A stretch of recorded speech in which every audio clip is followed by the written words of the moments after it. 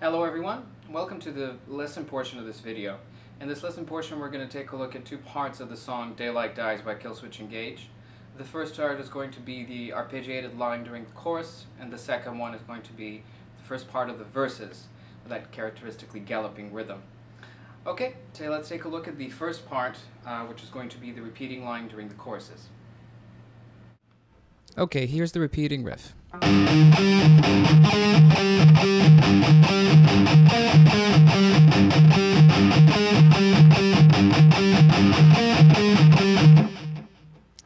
Okay, we're going to break this one into 4 different parts, essentially 3 parts, because one is going to repeat twice, and also in groups of 6, because all of those parts are going to have 6 notes each.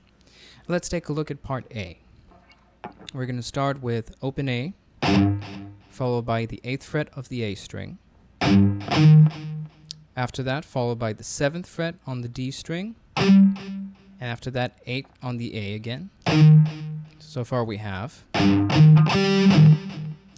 And after that, another open A, followed again by the 8th fret on the A string.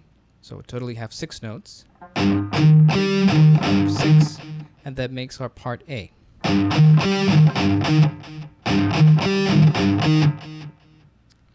Now let's look at part B.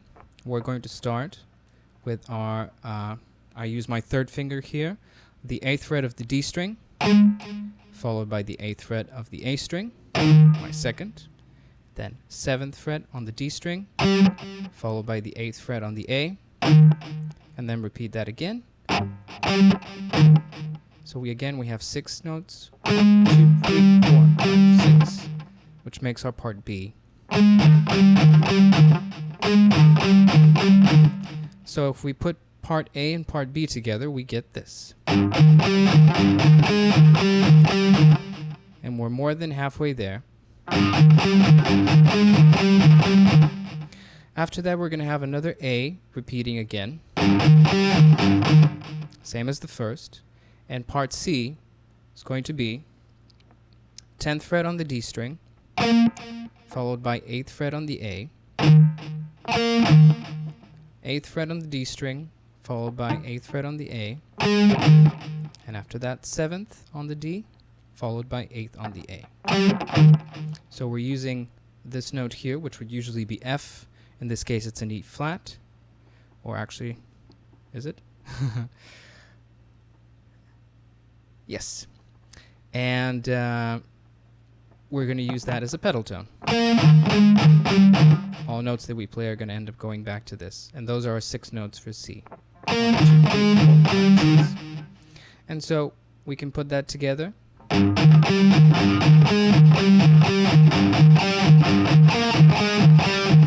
A, B, A again, C. And all of them have 6 notes. So hopefully in this way this should be easy to do. Alright, now that we've covered that, you'll see that it's a lot easier to learn some more complex parts by breaking them down into smaller groups, the way I did here. Now let's take a look at the galloping line from the first part of the chorus, and we'll take a look at how that was played, and we'll see what you can do with that particular rhythm.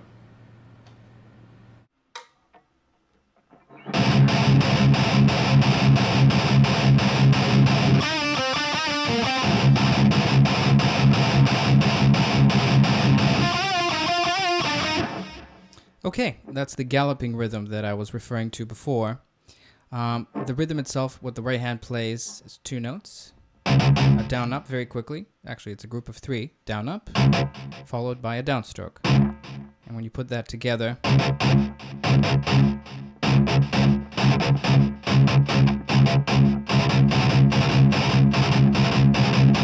it sounds kind of like a gallop, doesn't it? Okay, let's look at the rest of that riff of the first part of the verse.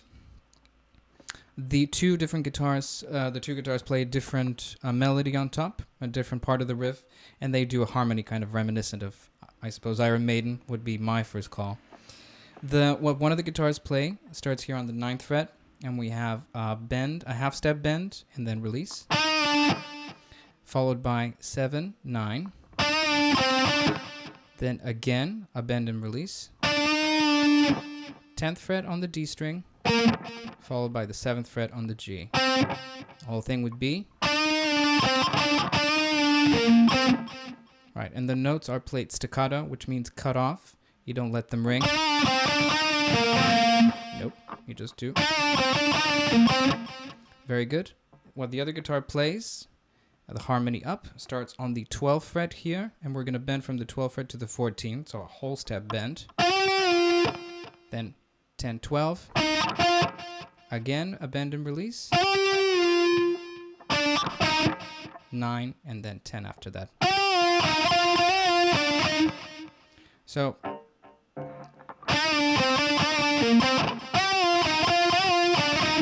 there you go. Now you're fit to play both parts. Let's take a look at the rhythm a little bit. This particular rhythm, this was my personal lesson from this song. How one can incorporate that into their writing their own riffs and their own playing, even just with a simple chord. And I'm going to play C here. One can use that rhythm.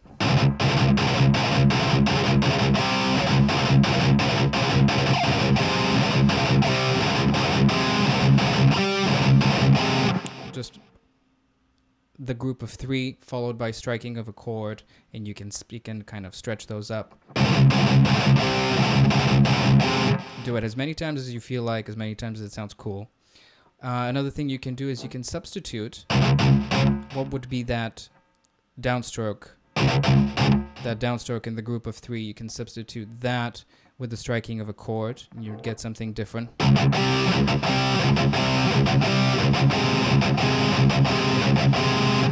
Right. And then maybe when you combine both rhythms, you can get some cool ideas and some cool results.